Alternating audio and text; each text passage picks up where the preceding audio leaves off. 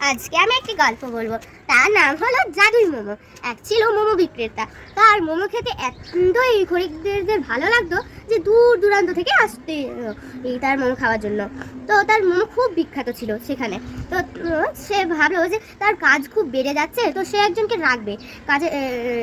তো সে একদিন একটা লোককে দেখলো যে খুব অসহায় ছিল, তার চাকরির একটা দরকার ছিল। তখন সে তার কাছে গিয়ে বলে যে তুমি কি আমার কর্মচারী হবে একটু আমার হেল্প করার জন্য? তখন সে বলে যে ঠিক আছে, আমি তোমার সাহায্য করব, কিন্তু আমাকে প্লিজ থাকতে আর খেতে দিও। এই কথাটা শুনে সে রাজি হয়ে গেল আর তাকে কাজের চাকর হিসেবে রাখলো। মানে সে মোমো বানাবে আর তাকে দিয়ে বিক্রি করাবে। এইভাবেই দিন কাটতে লাগলো, মানুষ অনেক বাড়তে লাগলো, তার দোকানের সামনে যেন দিন রাত ভিড়ই লেগে থাকতো, ভিড়ের লাইন। তো এটা দেখে আবার একটা লোকের খুব হিংসে হতো। তার নাম ছিল গোপাল। তো গোপাল এর আগে তার কাছে একটু কাজ করতো। তো সে অহংকারে একদিন মোমো সে তৈরি করতে তো পারতো। তো যেখানে মোমো তৈরি করতো সেখানে সে ঝাল লঙ্কার গুঁড়ো মিশিয়ে দিয়েছিল একদিন, দিয়ে তার খদ্দেররা কমে গিয়েছিল। এই খবরটা জানতে পেরে আবার সেই লোকটি তাকে কাজ থেকেই বের করে দিয়েছিল। তাই সে খুব হিংসে করতো তাকে।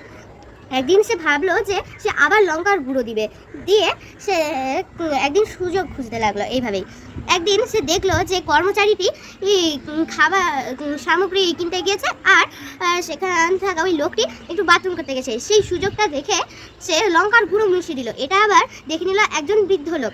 তো বৃদ্ধ লোক এসে সাথে সাথে ওই লঙ্কার গুঁড়ো মিশানো মোমোটা ফেলে দিল। আর একটা হাতে একটা জাদুই একটা এক ধরনের চুড়ি ছিল। তো সে ওটার মাধ্যমে আরও জাদুর মোমো তৈরি করে দিল। আর তারপর সে সেখান থেকে চলে গেল।